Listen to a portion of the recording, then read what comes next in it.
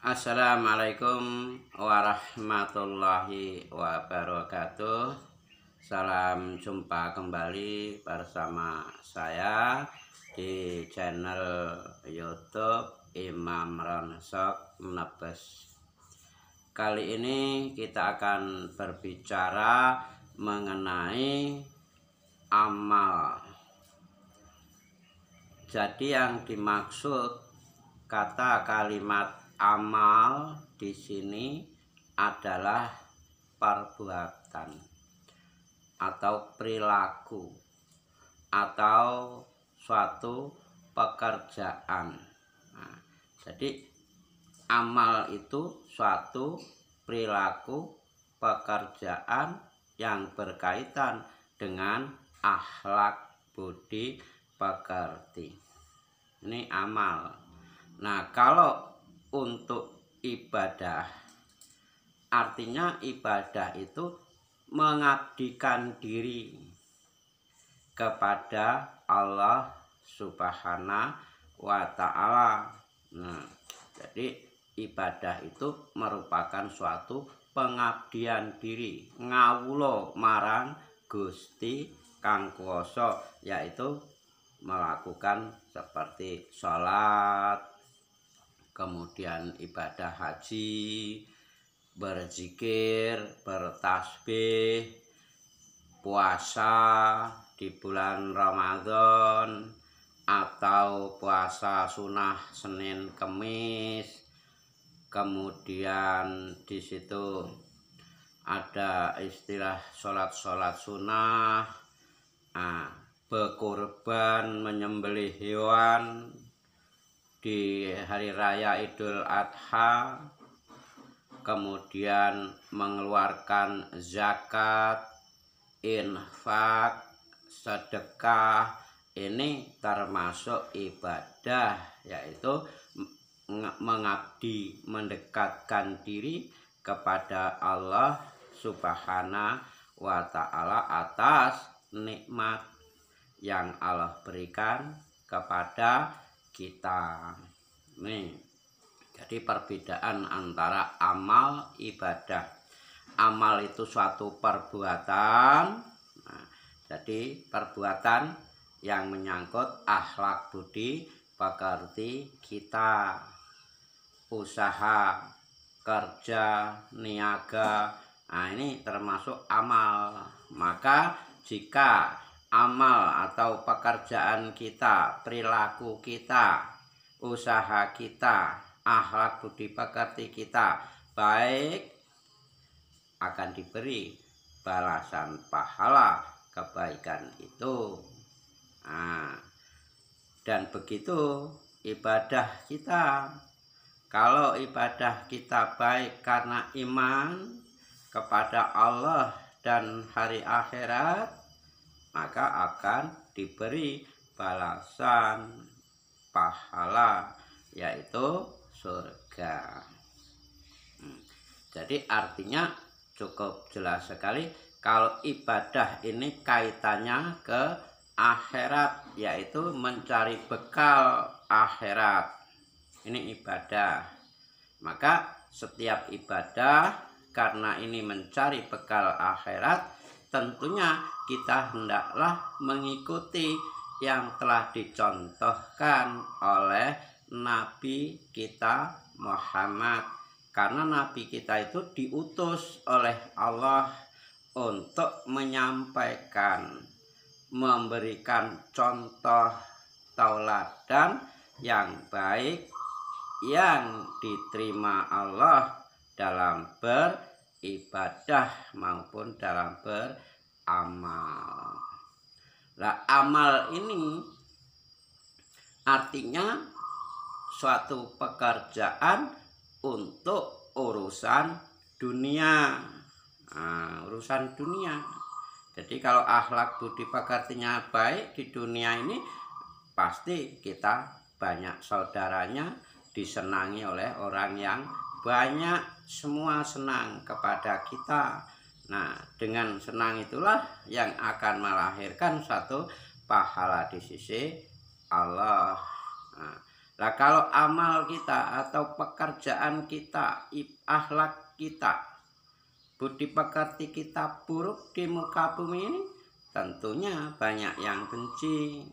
Nah, maka kita sebagai ulama yang mana diwarisi ilmu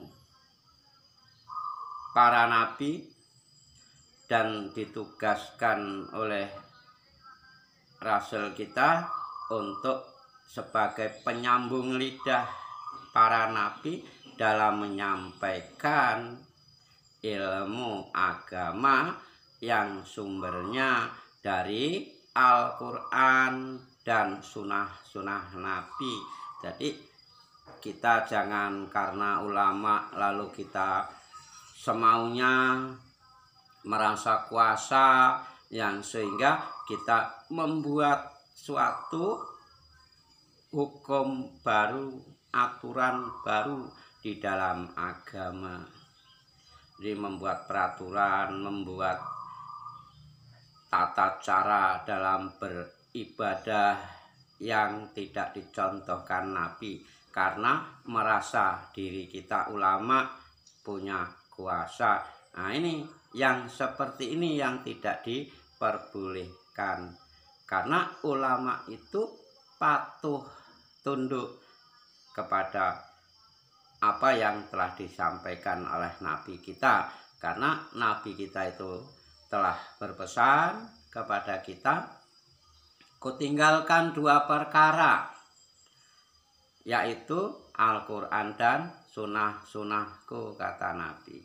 Nah, maka barang siapa yang mengikutinya, maka tidak akan sesat baik di dunianya ini maupun di akhiratnya nanti. Tapi bila kita berpaling kepada keduanya itu, jangankan di akhiratnya, di dunianya ini aja sudah sesat, sudah terpontang-panting, banyak masalah. Nah, merasa sempit, sulit, dan lain sebagainya, karena tidak mengikuti yang diajarkan Nabi yang ada di dalam Al-Quran dan sunnah-sunnahnya. Oleh karena itu, mari kita belajar untuk sedikit mengenal amal.